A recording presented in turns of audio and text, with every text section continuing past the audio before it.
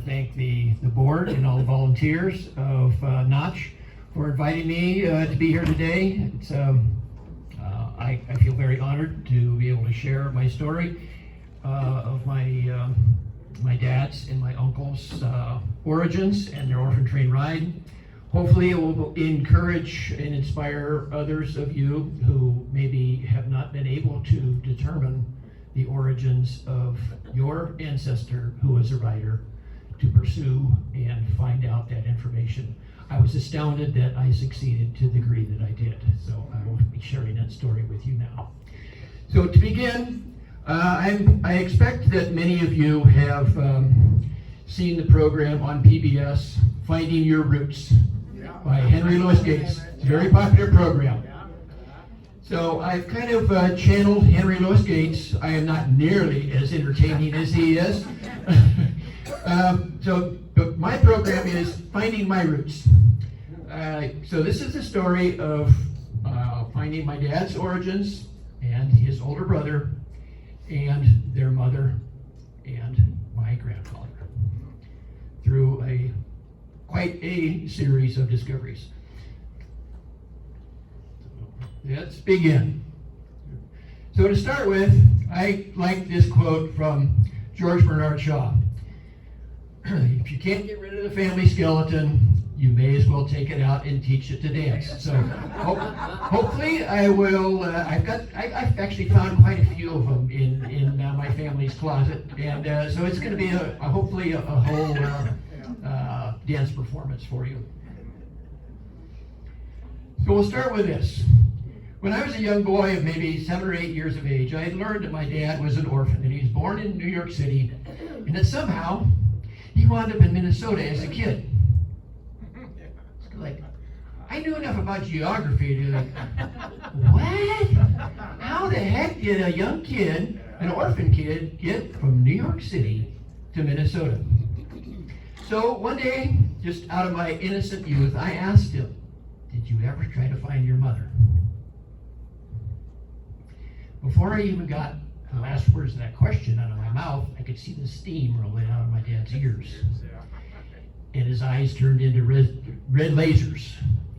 And he spat out, well, she never tried to find me. Well, I immediately knew that answer was like totally bogus, because how could he know that his mother never looked for him? Maybe she looked and she never found him. But that silenced my next question of how did you get to Minnesota? So that remained a mystery for the next 40 years. Until the early 1990s, my dad was in his 80s, and he asked me to assist him in his later years of life.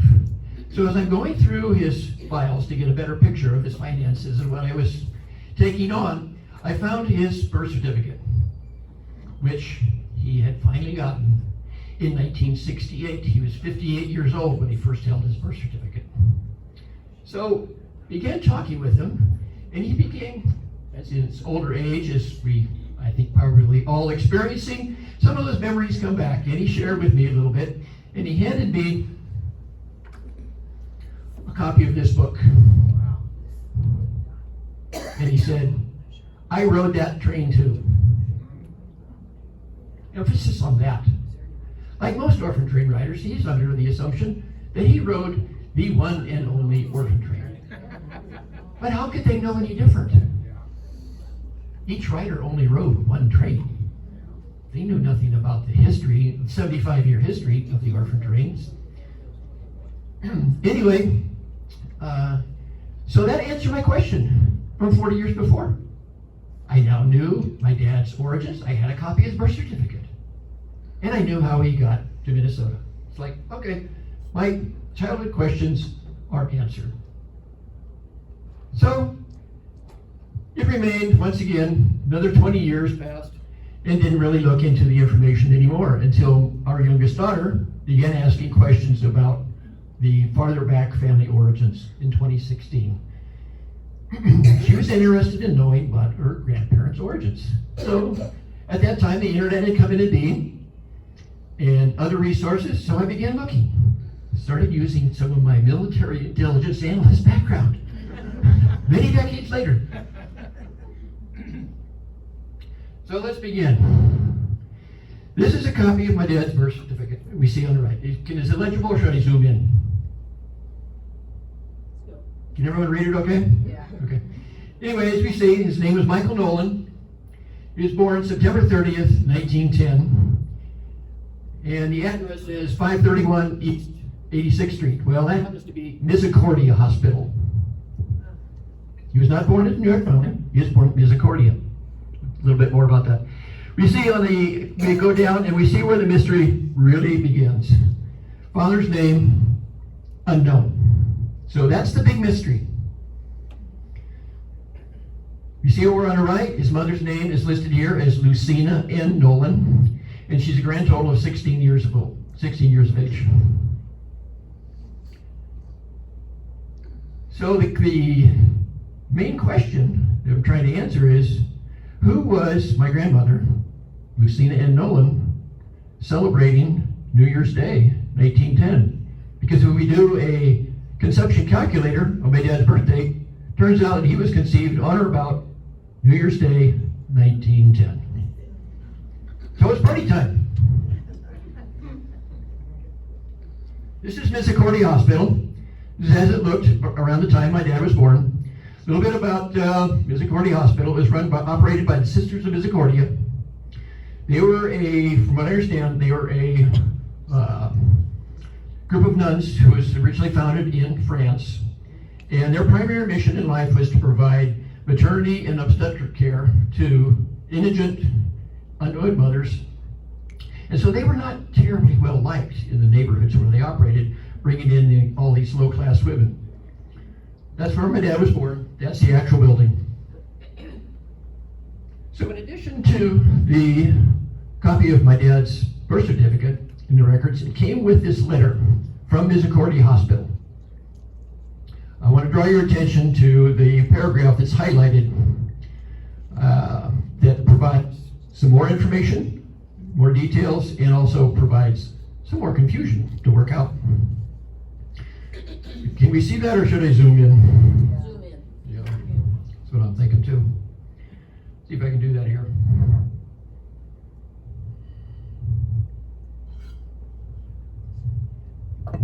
So we see that paragraph reads, our birth stub notes that he was the first child of Nellie Nolan. The birth certificate lists his mother's name as Lucinda N. Nolan, Lucinda being a house name given to this young girl. Her actual name was Nellie.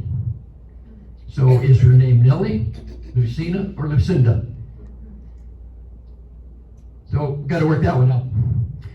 She worked as a domestic. She was born in New York City in 1894.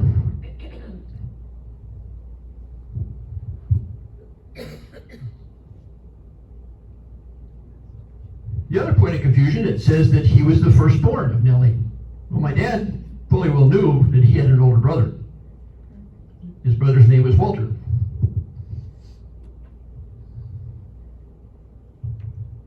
So who is Lucina? Where did that nickname come from? Well, I looked it up, did some internet searching. Well, Lucina happened to be the name of the Roman goddess for childbirth.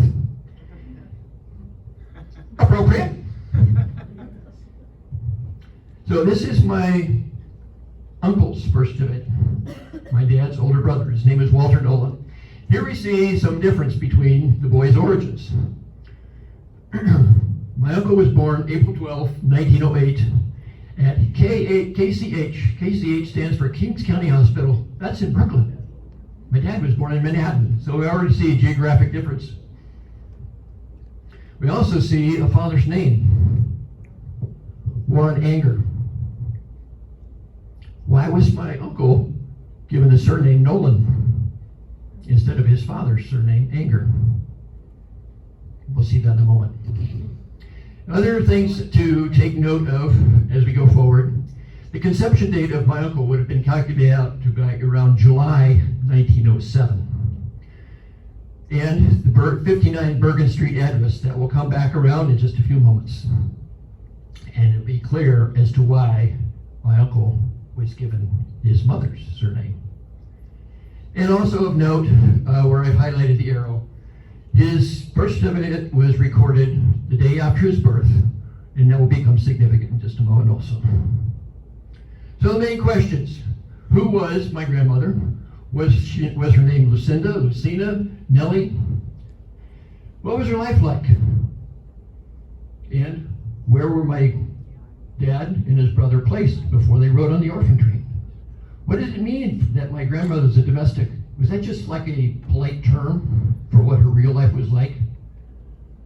Was she perhaps a young girl who survived by selling herself on the street? We don't know, but I'll show you in a moment. This is the first record of my grandmother that I found. This is April 1894, when she was a young child. She was arrested by the Brooklyn Society for the Prevention of Cruelty to Children because of vagrancy. She was sentenced to St. Malachi's Home for Children, which is located originally in East New York, which is a suburb of Brooklyn, and later we'll show where that facility moved to. And the formal arrest records or charges are: lives without employment, wanders about, and does not give a good account of herself. Well, I got this record from the Brooklyn Diocese. They were the parent organization of St. Malachi's. They were very open with their records, unlike the New York founding.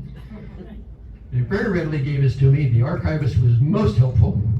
And he shared with me also that my grandmother's older sister, named Katie, had also been arrested about 4 months before. How old was your grandmother then? She would have been about 4.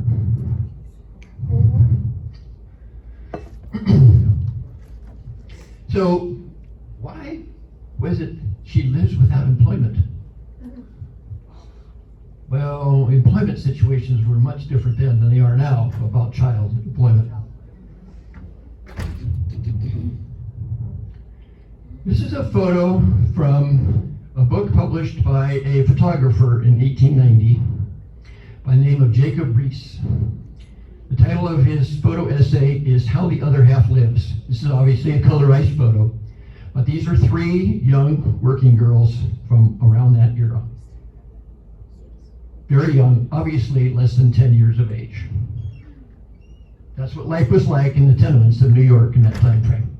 That's what my grandmother would have faced if she had not been arrested for vagrancy and St. Malachi's. Here's another photo that I very much like from Jacob Riis's book.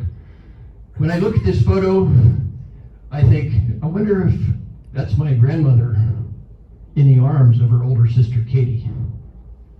But there's no way of knowing because I have 0 pictures of my grandmother.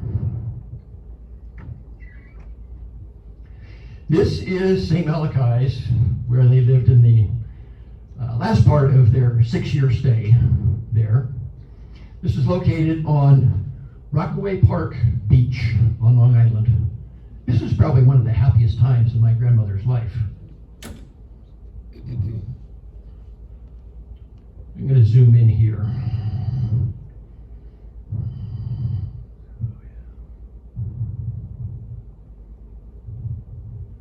No, that's not what I want to do.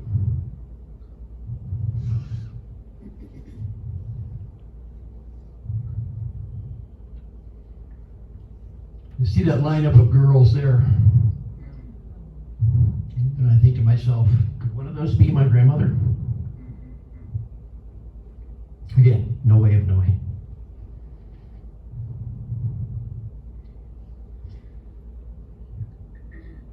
So the next main record in my grandmother's life is from 1903, when she was once again arrested for vagrancy. But this is her record card from a facility known as the New York Catholic Protectory. It was actually a juvenile detention facility located in the Bronx. She was arrested on July 27, 1903. This is the first, the front side of her record card from her arrest that time, and provides some good background information about her origins. You see her mother's and father's name, William and Ellen. They were both Irish, and both of them live what was referred to as intemperate, which is a polite way of saying they were alcoholic. But the real nitty-gritty of her arrest is found on the back. And we see where the paragraph reads, "This girl says her mother beat her and made her go after a beater. And when she refused to go for any more, she was put into the street. She was then chased down by her mother and arrested again and sent to the New York Catholic Protectory for the following 4 years." How old was she? She was about 10. And this confirms the St. Malachi's record, where it says she was at St. Malachi's for 6 years previously. The last entry is probably the most key. On May 21st, 1907, she was sent to live with her older sister. Here it says Catherine Anger. Some of you may be already ahead of me as to how things work out here. This is Katie. This is her older sister, Katie. And once again, we see 59 Bergen Street. Same address as my uncle's birth certificate.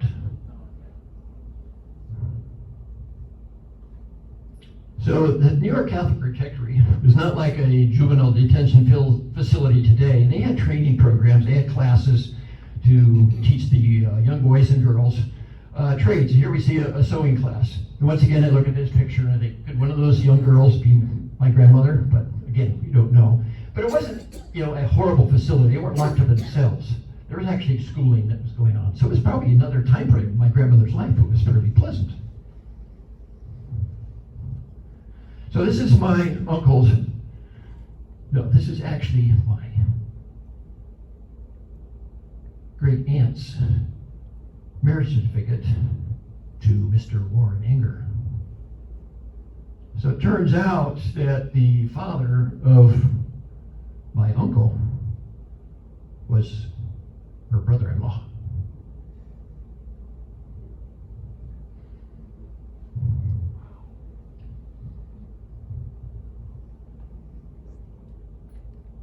Nellie went to live with her sister and Mr. Warren Anger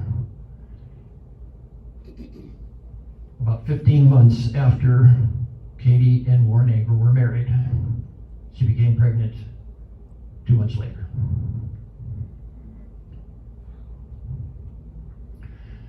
So with that in mind, I began looking into the genealogical records. I dug out the census records. We already know that my grandmother was at the New York Catholic Protectory for 4 years from 1903 to 1907. We also found her in the 1910 census listed as living at the New York Family Hospital, along with my uncle. My dad's not listed on the 1910 census record because he was born in September and the census was taken in April of that year. But they do, both of them show up in the 1915 census at the New York Family, but my grandmother is no longer there. So what happened there? So I contacted the New York Family. I now have, pretty documented evidence that that's where my uncle and my father were sent after they were born. And as a direct descendant, I submitted information so that I could get copies of my dad's and my uncle's records, which they readily shared with me. So how did they get to the New York Family? Well, once again, for the third time in my grandmother's life, she was taken into the custody of the Brooklyn Society for the Prevention of Cruelty to Children while she was pregnant with my uncle. He gave birth while she was in the custody of the so-called SBCC, but they were ill-equipped to be taking care of the needs of a recently postpartum mother and an infant. So they arranged for the transfer to the New York Family. And here we see the transfer records. The document on the right is the actual memo dated May 8th, 1908. So a little less than a month after my uncle was born, arrangements were made to transfer both my grandmother and my uncle, the two of them, to the custody of the New York Family. The document on the left, you'll see where I have highlighted with the red arrow, that is the documentation about my uncle. And contrary to what I shared with you about his birth certificate, we see here a month later, they list his father's name as unknown. That was probably for financial reasons, because if he had identified Warren Anger as my uncle's father, then they would have gone after him for support. Whereas without a father's name, then it became a city responsibility. And your grandmother was how old at this time? When she gave birth to my uncle, she was 14. Oh, and by the way, Warren Ager was twice her age. So this is the New York Valley. This is where they wound up. My uncle and my father later on, and my grandmother. This was located at 178 East 68th Street in Manhattan. It was a very large facility, about 2,500 orphans in-house, and it was like a revolving door. They would typically, on an average, they would see 8 new admissions every day. 365. So it was a revolving door. They had to get kids out the back door as fast as they were coming in the front. This is the New York Catholic Protectorate. This is where my grandmother resided from 1903 to 1907, and where she also resided while she was in the custody of the New York Foundling. The building in the front is the boys' building. The building in the back is the girls' building. So my grandmother actually had 8 years of association with the Sisters of Charity. Her first time, 1903, 1907, and as we'll see, from 1908 to 1912. So, here I'm going to have to zoom in. These are some of the details of the records that I found in my dad's and my uncle's New York Foundling records, which I obtained.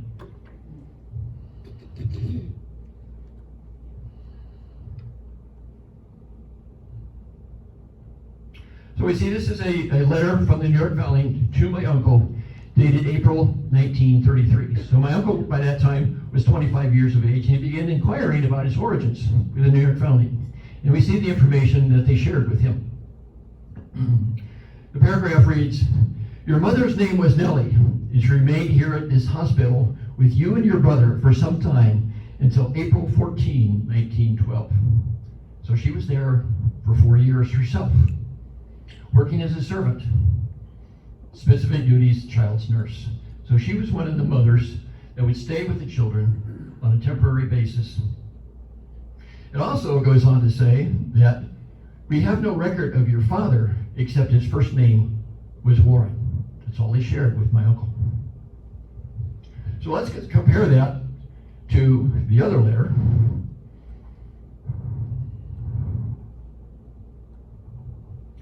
So this letter is dated a year later, April 1934. This letter is addressed to a Miss Ida Matron. She is the head of the Placements and Adoptions Agency for the state of Minnesota. She had been inquiring about my uncle's origins because he'd become a homeless man, just middle of the Depression, and she was looking for potential family resources to help him out. So let's compare the information that was shared with my uncle by the New York Foundling to the information that was shared with the state agency in Minnesota. If we scroll down, you see on the yellow arrow information about my uncle. Born April 12, 1908, Kings County Hospital. The birth certificate, so they obviously have a copy of my uncle's birth certificate. It says his father's name is Warren Ager, 27 years of age.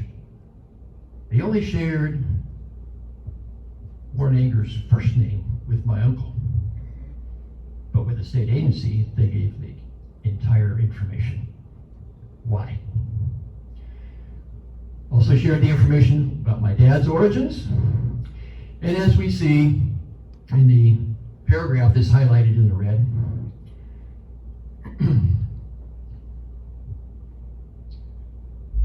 the mother was in our care for some time, the birth of the first child.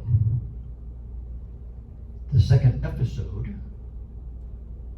that'd be the origins of my father, took place at a convalescent home where she was with Walter. We have no record of any interest of any relatives since that time. Nothing about my grandmother's probable death that they shared with my uncle. So why the difference in information? So now we have some facts. We know that my grandmother was there for 4 years. We have a very specific date when she actually left. And I can now document that I actually descend from 2 generations of residents at the New York Foundling Hospital. My grandmother was there for 4 years. My dad was there for 6. My uncle was there for 8.5. So why did Nellie leave? And why was that specific date noted? April 14, 1912. This was just 2 days after my uncle's 4th birthday. Well, she would have been calculated to have been 18 years of age. She was probably expected to then become financially responsible for the care of my uncle and my father. So now a little bit of a trivia question for you. The bottom there you see in red. What major world event occurred the day my grandmother left? Titanic? The Titanic sank. So I figured, well, I have documented records now, both from public records, the census records, and from the New York Foundling records itself that my grandmother was there. So I had gotten my dad's records, my uncle's records. They must have my grandmother's records. She was there for 4 years. So I did some searching, and all of the archives of the New York Foundling Hospital are actually on deposit at the New York Historical Society, which is located on Central Park West in Manhattan. So I looked up in their card catalog online and found this record set titled Series XIV.7, Mother's Records, Volume 138, Mother's Register. Records of mothers who resided temporarily at the Foundling. Well, that kind of fits my grandmother perfectly. So I requested her records, and I got this response back. I was told by the New York Historical Society that the record you're looking for is under 138, which you already knew, though that is a restricted volume. You sent the info to me to look up and redact any information that was necessary, but there is no record of her in our files. What? Oh. Yeah, what? So it's kind of like, well, this is another one of the skeletons, right? It seems the New York Foundling has better record security measures than the CIA, the NSA, and even the White House, right? They're about determined they're not going to share that information with me. But one of the things that I do like to point out, the information that was in that letter to Miss Ida Matron of Minnesota Adoptions Agency, where they say that my grandmother was at a convalescent home with Walter when she became pregnant with my dad. That indicates to me that there was actually probably a very close bond between my grandmother and my Uncle Walter. If she was caring for him, probably at the New York Catholic Protectory, there was a close mother-son bond that was going on. But what happened, we don't know.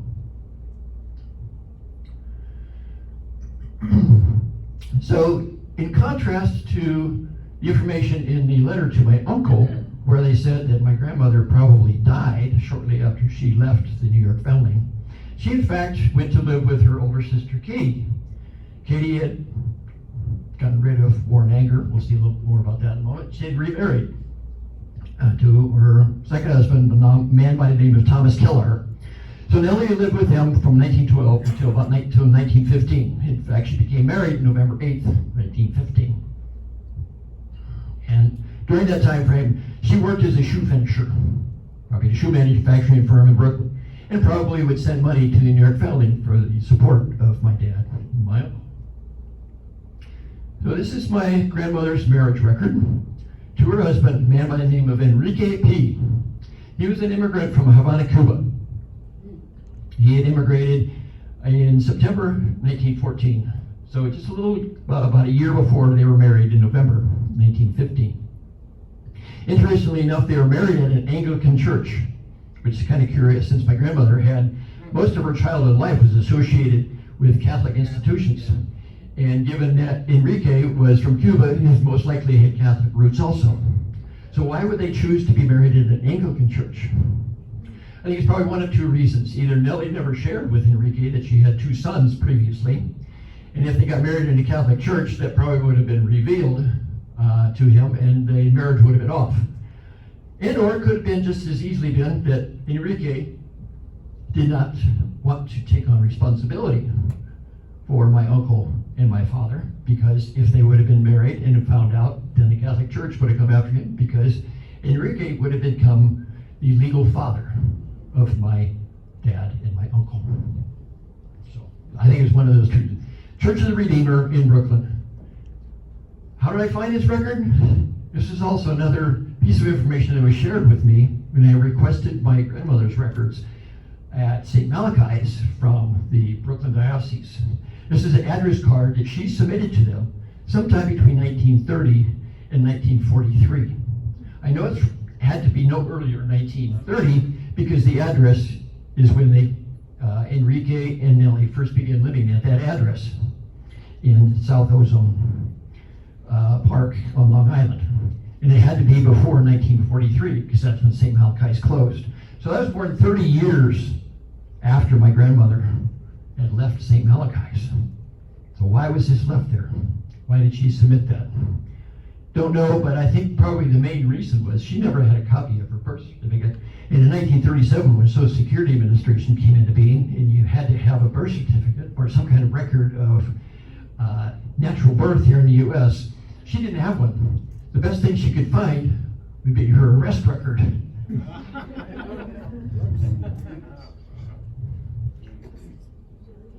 So this is Church of the Redeemer. This is where my grandmother and her husband were born. This building no longer exists. It was at the corner of 4th and Atlantic in downtown Brooklyn. It was torn down, I think, about 2015, and now it's a large public housing development. So about that same time that my grandmother and her husband were married, my father and his brother were sent to live with their first foster home with a couple by the name of Patrick and Mary Bolton in the Bronx. So this was just 1 month after my grandmother was married to her husband. My father was 5, my uncle was 7.5. They'd been at the family that whole time. Why was it now all of a sudden they're being sent to a first foster home? I think it was probably around this time that my grandmother officially relinquished her parental rights to my uncle and my father. And so the family was free to place them elsewhere. Well, that didn't last very long. About 6 months later, my dad and my uncle returned to the custody of the family because the Boltons thought that my dad and my uncle were, quote unquote, unsatisfactory. Probably because they weren't accustomed to doing chores where the family, everything was done for them. Their laundry was washed or whatever. So, yeah. And right about that same time, about 2 months after they were returned in June, my grandmother, Nellie, and her husband had their first child. His name was Henry. He was born August 5, 1916. So a lot happened in 1916. So here we go. Shortly after my dad and uncle were returned to the family, they obviously began looking for other places for them to be sent. I don't know if it was any other states they were looking at, but they obviously had worked with their agent in the state of Minnesota, a man by the name of Edward J. O'Shea. He was the New York Family's agent in Minnesota. He was charged with looking for homes throughout the state of Minnesota. So he had secured this application from a couple by the name of Joseph and Helen Kavanaugh in the small town of Maple Lake, Minnesota. The date of the application is July 31st. So this is just a month or so after my dad and uncle had been returned to New York Family from the Bolton home. On the right-hand side, we see the letter of transmission from Mr. O'Shea of this application to the home office of the New York Family in New York. And he says, Father O'Brien says the Kavanaughs are not strong on adoption, but they'll do right by the boys as long as they're with them. So this is the one application. So, going forward another couple of months, now we're in October. My dad and uncle had not been yet placed. And it seems that Mr. Shea was perhaps getting a little frustrated with the home office of the foundling. Take a little bit closer look here.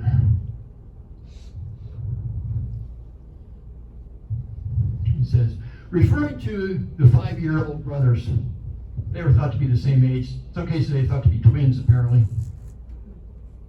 I sent you an application in August from the Kavanaughs. Don't you think that this would be a good home for them, et cetera, et cetera? But I will keep looking. So obviously, he was still looking for other potential homes for my dad and my uncle in October. We scroll down a little bit here. We see a confirmation of that where it reads, Mrs. Whalen, whose application I enclosed, is still a vigorous woman and assures me that should anything happen to her, the boys will be well taken care of. Better back out of this.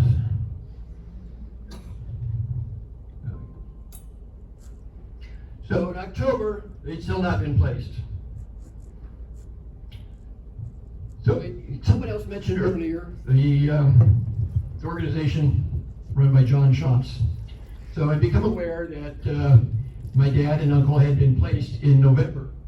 I actually rode the Orphan train in November of 1916. And I contacted John Shantz and asked him if he could put together the itinerary for my dad and my uncle, which he, well, he's an incredibly gracious man. He put together his whole itinerary. I'm not going to read the whole thing to you. Just the last paragraph. Traveling some 1,710 miles on the train from New York to Maple Lake, your father and brother, or his father and his brother, certainly had a scary and arduous trip. So if any of you want to find out the route that your writer took, I strongly encourage you to contact John Johnson. It's all donation based. Is he too far away from this? Fantastic. So the picture on the right is the main concourse at Grand Central Station. This is where my father and my uncle left from, November 28th, 1916. I'll draw your attention to the lower foreground. You see two young boys walking there. Mm-hmm. Those are my grandsons. Oh, my God. Oh, really? Okay. My dad's great-grandsons, Wow. Jason and Aaron Leonard. Ah. This photo was taken November 28th, 2016. 100 years to the day of the departure. This photo was taken by my daughter Emily, who is quite the photographer. So this is the route. This is the route that John Shantz put together. You see it highlighted in red. Doesn't show up very well here, but they first go north to Albany and then west across the middle of New York, through Buffalo, across the Niagara River, then actually crossed into Canada, went across the North Shore of Lake Erie, back into the U.S. at Detroit, through Erie, Indiana, Chicago, and on to Minneapolis and St. Paul, and eventually to Maple Lake.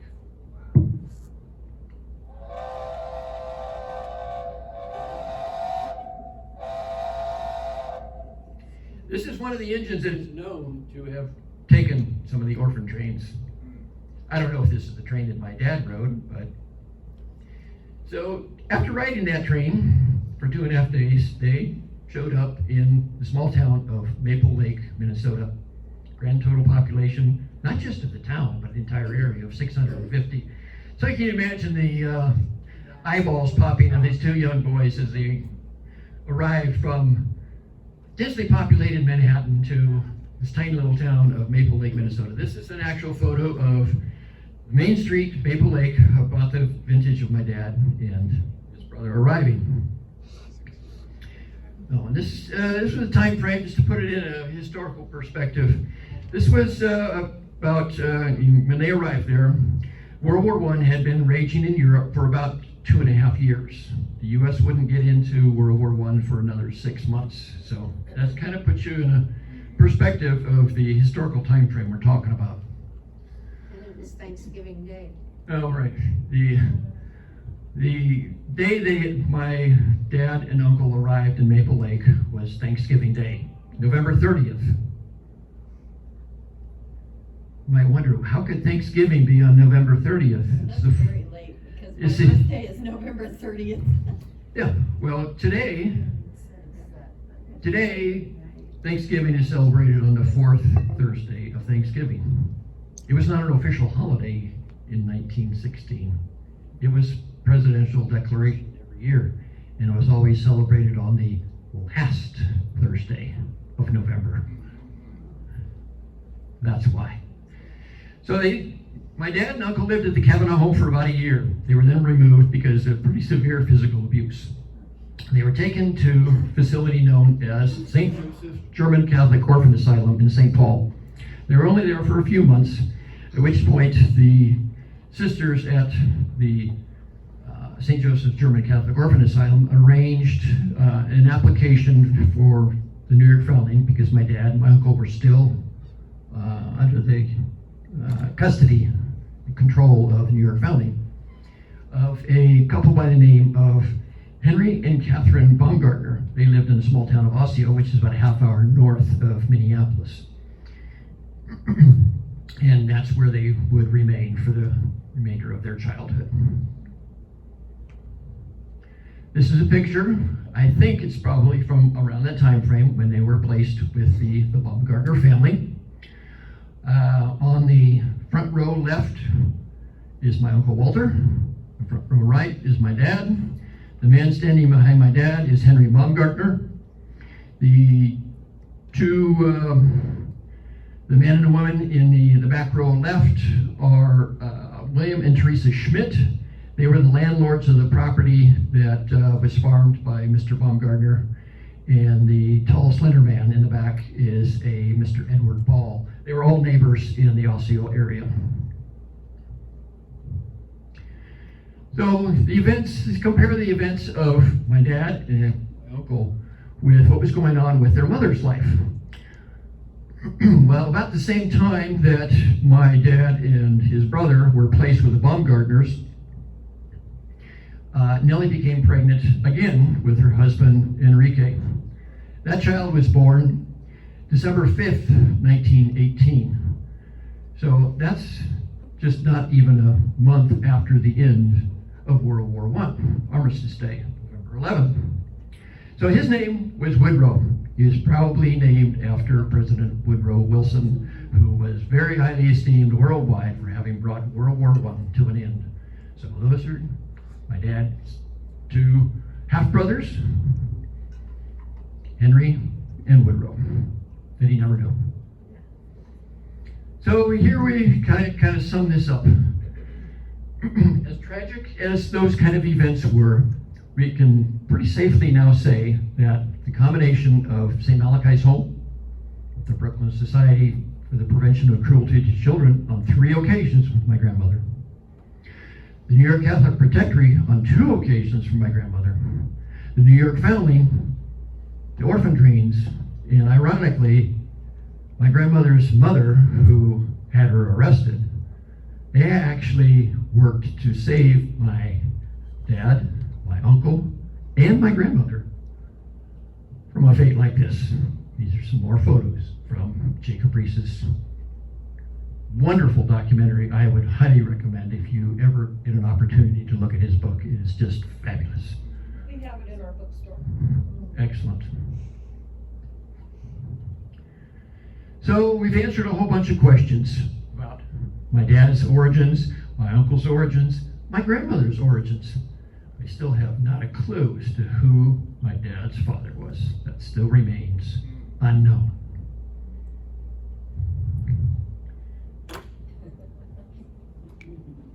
So, shifting gears here. We got to bring in a professional here. So I call this part of it Finding the Holy Grail. The Holy Grail being the identity of my dad's father. So now we're into Indiana Jones territory, and we're looking for the Nolan family grail. So, once again, we've already seen a whole bunch of twists and turns. We're going to see some more.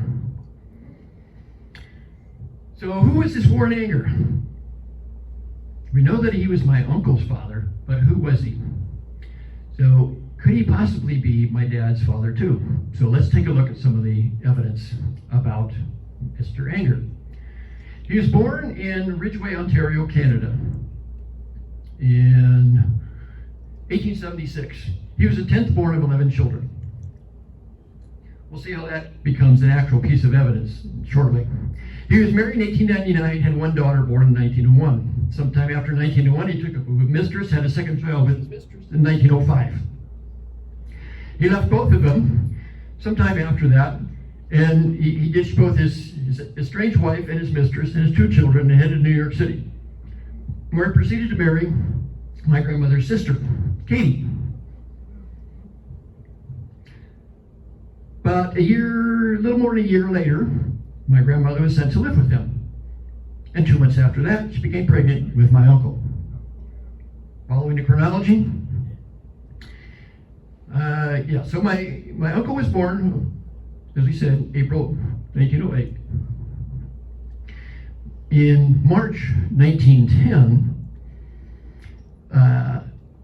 Warren either deserted Katie and or he was booted to the curb by Katie. We don't know. At that time, my grandmother was 3 months pregnant. She was still working at the foundling. So there were probably some questions flying around at the foundling by the sisters. What's going on here? And the suspicion probably fell to Warren Anger. The 1910 census shows him living with his sister back in Buffalo. I'll show you how I know that. And further on in history, 1913, he marries again. No records of any divorces or whatever. There may have been another child, but the records aren't really clear. But the end of his life, in June 1942, he's listed as a single man on his death certificate in Crystal Beach, Ontario. So quite a colorful life. I think we can safely say that he was a rather committed and rather successful skirt chaser. And some other evidence that kind of points in his direction is it probably would have been quite easy for my grandmother on occasion when she was not on duty at the New York Foundling to go back to Brooklyn to visit her sister. And probably the most significant piece of evidence is my dad and his older brother, Walter, you could almost say they were twins. They were both small-statured men. They both stood 5'3". Very similar physical body and facial features. So very good evidence here that Warren Anger quite possibly could be my dad's father also. So let's see how this unfolds. How I know that Warren Anger left Katie. I actually found these two ads published by Warren Anger in the March 1910 Brooklyn Daily Eagle, where he's looking for a position as a coachman in the country. So, sorry for this, but I couldn't resist. He's looking to get out of Dodge.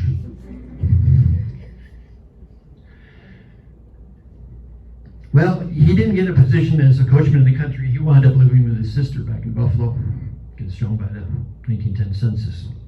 The other interesting factor in the time frame on this is March 25 was Good Friday, March 27 was Easter Sunday. So why is that significant? Well, in those days, all 5 boroughs of Brooklyn would have grand events, particularly on Easter weekend. Where all the ladies would be parading down the streets in their fancy bonnets. So it was a big public event. So where were all of the authorities, the policemen, whatever? They were doing crowd control. So anyone that was maybe looking for Warren Anger to arrest him or take him in or charge him with the responsibility for supporting my dad and my uncle were taken up with other duties. So it's a perfect time frame for him to be publishing his ads. So here's my plan. Obviously, Warren Anger is my prime suspect. So I know that my Uncle Walter had one son. I was able to track down where he lived, found his contact information, wrote to him, tried to establish contact. with my ultimate goal that tried to do a Y-DNA comparison analysis. Well, I never heard back from him. So it's like, okay, blind alley, dead end. So what's the next thing? So I was able to go back to Warren Anger's family of origin. Remember, he was the 10th born of 11 children. So he had a bunch of brothers.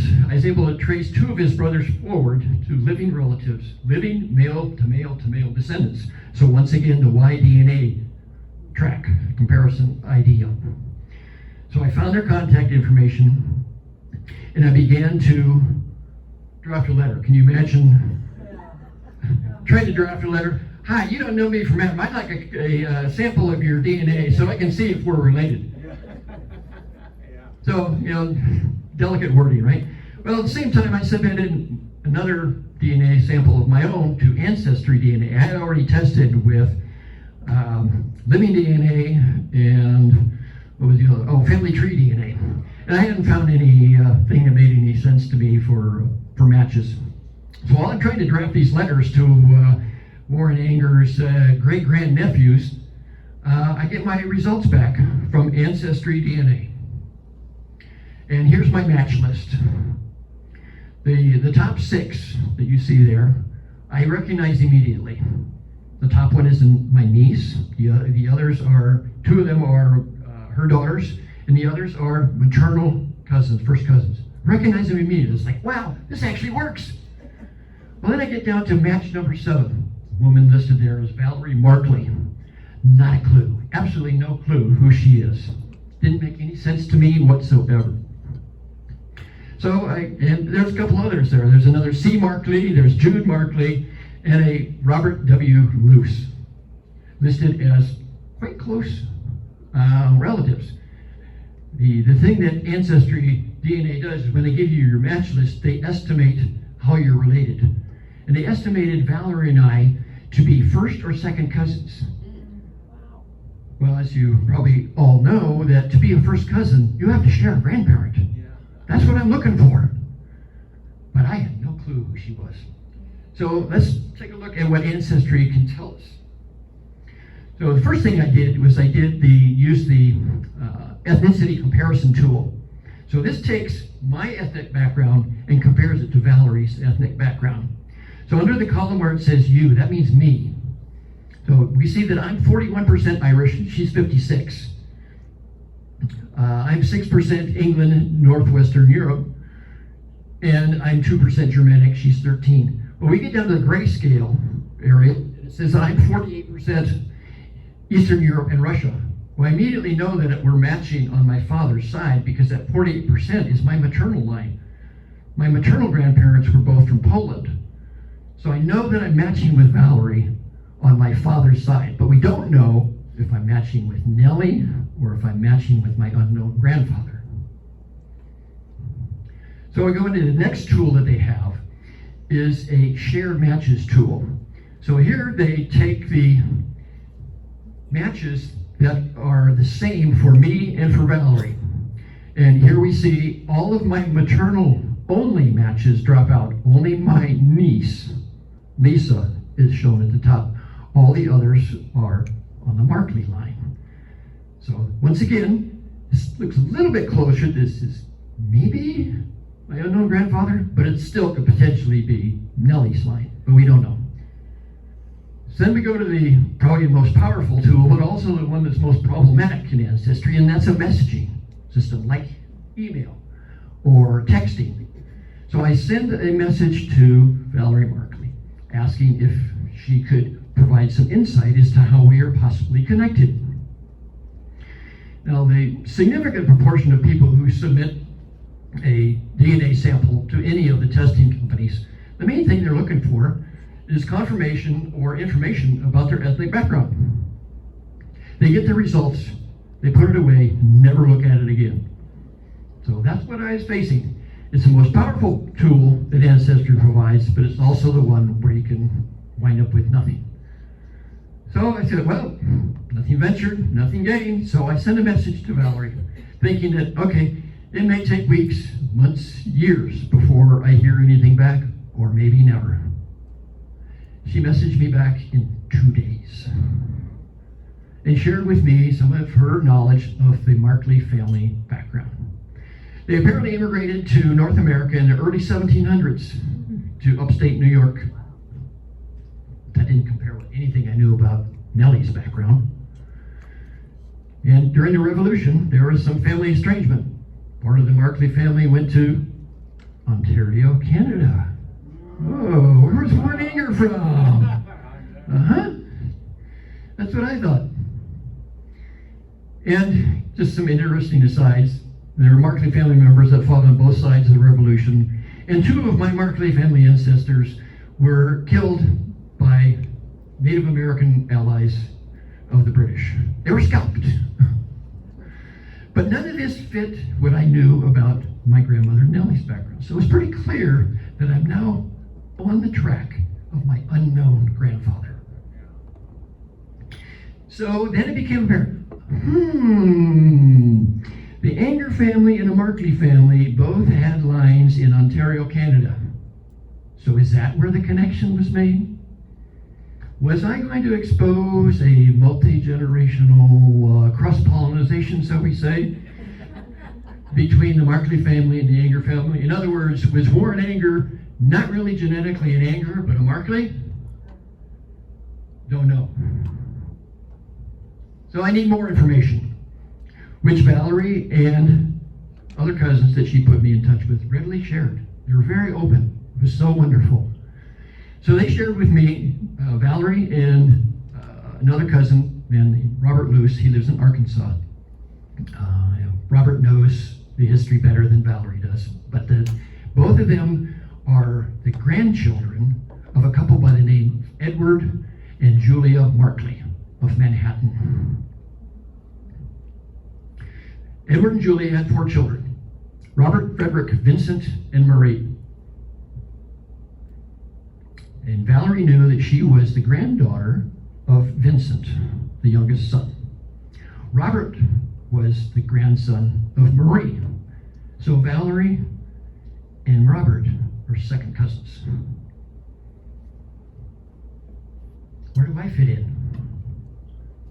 What's my connection with the Markley family line? But it's now clear that I'm connected somehow. Need more information.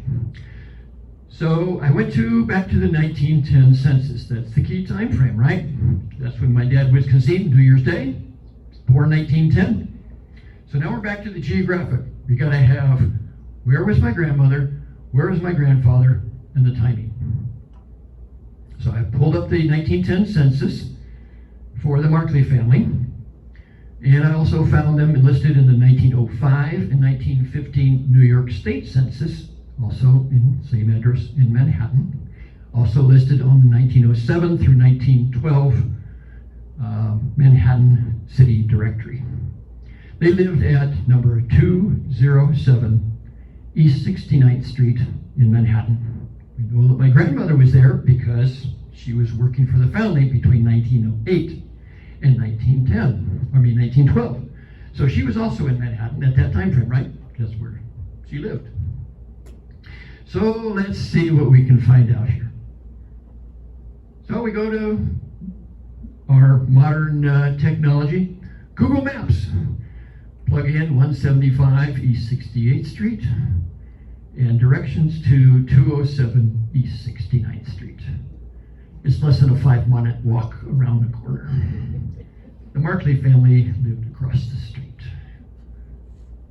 And we see that more readily if we look at a map more pertinent to the era. This portion of the 1891 map of the same area, circled in the kind of right of center is where the New York family is located. Here it's referred to as New York Family Asylum. It's probably a more apt term than hospital. And in the lower right, we see where number 207 East 69th. So they virtually were right across 3rd Avenue from each other. If you now kind of like tilt your head a little bit and go to the left, you'll see where it says 3rd Avenue Passenger Railway Depot. So now we're going to get into the transit. How did they get around? So here's a map of the public transit system in Manhattan. that era. We always think of they couldn't get around much, right? But there was actually a well-developed public transit system in New York at that time. It began in the 1850s, the horse-drawn streetcars. And these are the lines. We see that I included on here the location of the New York Catholic Protectorate, where my grandmother probably had her bed, where she took her meals when she was working at the foundling. Also the foundling where my dad and my uncle lived, and the Concordia Hospital where he was born. And we see that one of the streetcars went straight down 3rd Avenue. So public transit in New York at that time was actually quite easy. No problem getting around whatsoever. And here we see that building that I pointed out to you on the map. Very large depot, and we see the streetcars. Elevated steam car trains and street level horse-drawn. Very well very well developed public transit system. And here we see some actual photos. That's the 3rd Avenue streetcar line from that era. In another. And getting to Brooklyn would have been very simple. She would just continue to take the train south to Battery Park area. She could have taken the ferry across to Brooklyn, or more likely, she probably got off the train where it crossed the Brooklyn Bridge approach and took the streetcar across the Brooklyn Bridge to visit her sister Katie. So what was New York City like in that era? Here we see some photos of typical life of that time frame. And I kind of look at this and go, the theme was hats. Everybody wearing hats. You know, most men in straw hats, but there are also bowlers and others. And the women in their broad-brimmed, floral decorated hats. And their long, what we're referred to as street sweeper skirts. And on the right, I think it's probably a photo, I'm not sure, but I think it's probably right around where Grand Central Station is. Same thing, hats, men in suits, very busy, and some more pictures. Picture on the right, more hats, all ladies in their street sweeper skirts and dresses. I particularly like this photo on the left. I'm going to zoom in here.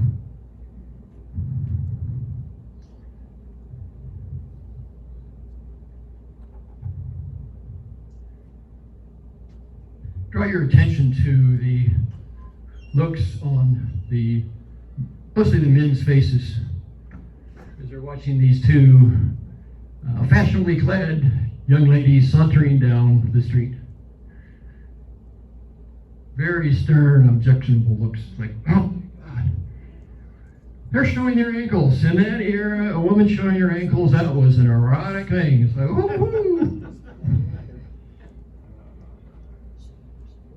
So that was the era of my grandmother's life in New York City and my dad's and uncle's young childhood.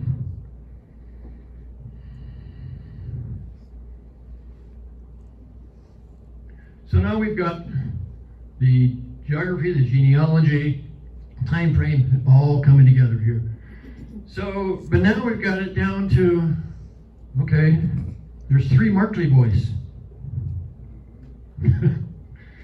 So, with whom was Grandmanilla celebrating New Year 1910? Well, we know the ages of the Markley family. Robert was 22, Frederick 21, Vincent 17, and Marie 14. Well, we know we can X out Marie right away. And my grandmother was thought to be 15. So here we go. Here's how we sorted it out. Finding the Holy Grail. We know that Valerie is a first half cousin to me. Her grandfather was Vincent Markley. She has a cousin, Christy Markley, that's C. Markley on my match list, who's a full first cousin. And we see by the amount of DNA match, the 537 CM, that stands for centimorgan. You don't need to know what a centimorgan is, just that the higher the number, the closer to the relationship. So we see that Valerie and Christy are both half first cousins to me. And Robert, who we talked about, the man from Arkansas, he's a second cousin to me because his grandmother was Marie. I also later found out that Frederick Markley shows up in my match list as a second cousin because his father was Frederick Markley Sr. And we know by process of elimination that any children, grandchildren of Robert Markley would also be a second cousin to me. So it all sorts out. Vincent Markley is my dad's father and my grandfather. So now we know that even with all that circumstantial evidence I went over about Warren Anger possibly being my dad's father, no. But beware. Beware of karma.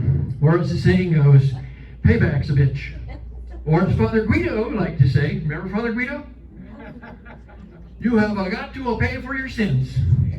So this is an article about Warren Anger's death. At that time, he was living in the town of Crystal Beach, Ontario. It was a resort town. They had an arcade, they had a big roller coaster there, and he was a maintenance man there. He was assigned to clean up the rubbish under the roller coaster that day. And so I'll read their last paragraph. His rake handle was caught in the lower framework of the structure and was hit by a passing car, striking against his chest, causing a punctured lung and other severe chest injuries. So, do your penance.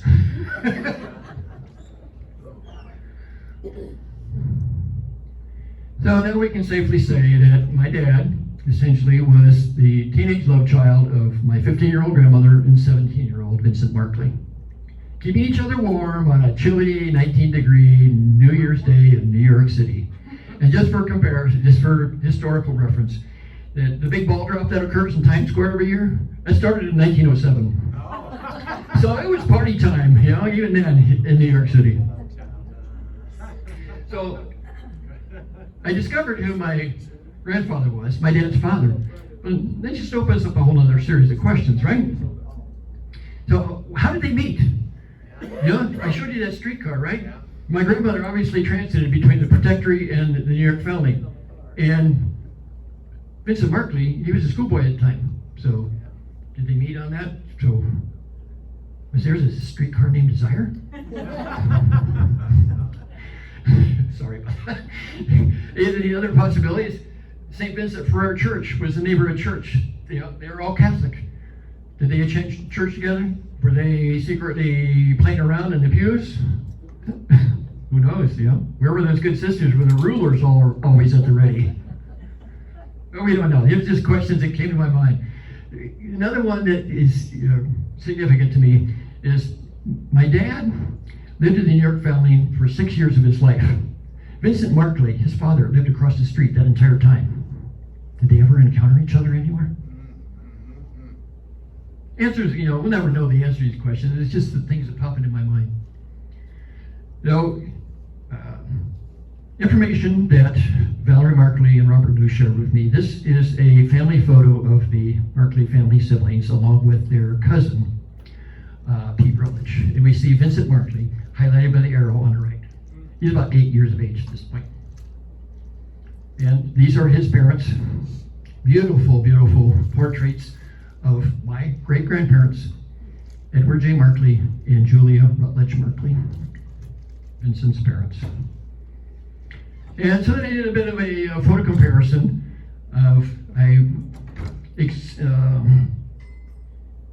blew up the facial photograph from the Markley family photo of Vincent. Gets very grainy here. And my dad from the 1918 photo, and myself. These are photos from the time frame when we were all about 7 to 8 years of age. You see a little bit of comparison, but it's not real clear. But then we go forward to when time frame when Vincent Markley was 70 years of age, compared to a photo of my dad on the right when he was 70 years of age. And here I think the resemblance is undeniable. So what happened to Vincent? He married in July 1917. This is the time frame when my dad and his uncle were living with the Cavanaugh family in Minnesota. His wife Mabel became pregnant within days of their marriage and gave birth to their first child, a daughter named Eleanor, in March 1918. So where were my dad and my uncle in March 1918? They were going to live with their second family in Minnesota, the Baumgartners. At that time frame, around that same time frame, is when my grandmother Nellie became pregnant a second time with her husband Enrique. They had a second son who was named Woodrow, as we talked about before. So all told, my dad had 7 half-siblings. He only knew of his older brother. So here they are listed in their birth order. And let's meet them. So this is my dad's older half-brother. This is Walter. Picture on the left is 1932. I got this photo from the Minneapolis Star Tribune. My uncle was an amateur boxer. He stood a grand total of 5'3", weighed 100 pounds soaking wet. So he fought in the flyweight division. But he won the Golden Gloves that year. So he was a scrappy little dude. And in 1960, anyway, I think we can see some similarities in facial features between Walter and my dad. These are my dad's P half-brothers. Henry on the left.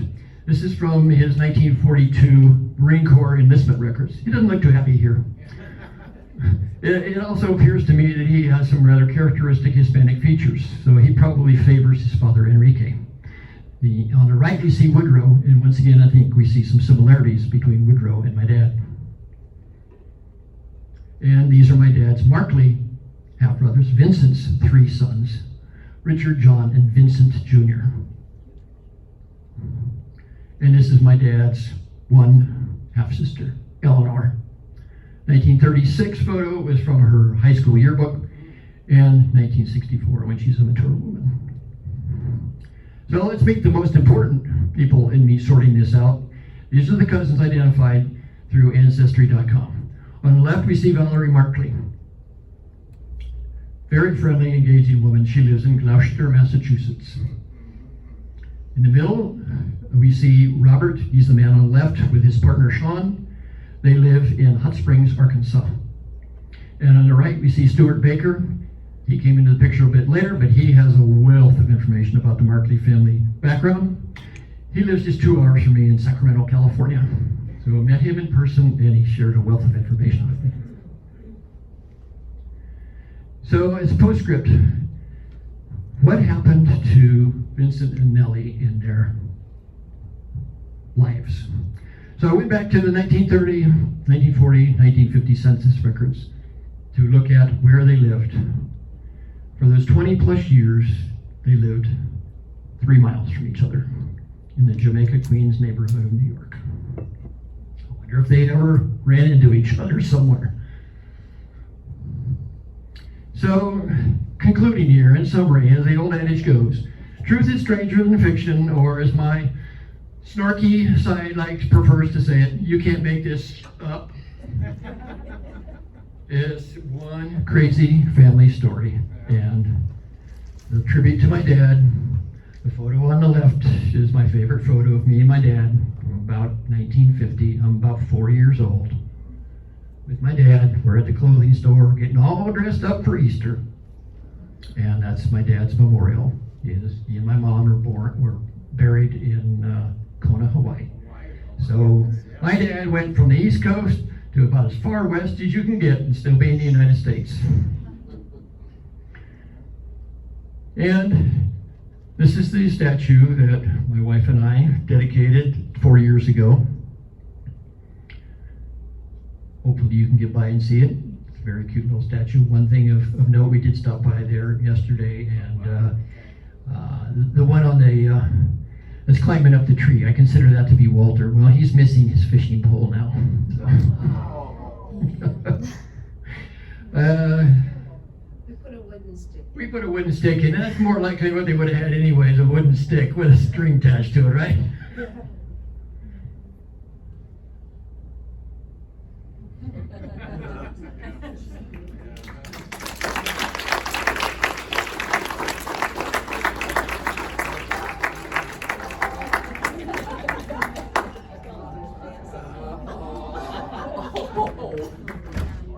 So hopefully the dance of my Nolan family skeletons has been entertaining to you, and hopefully it will inspire others of you to dig into your records. If I can do it, starting with nothing, you can do it too. Thank you so much, Jeremy.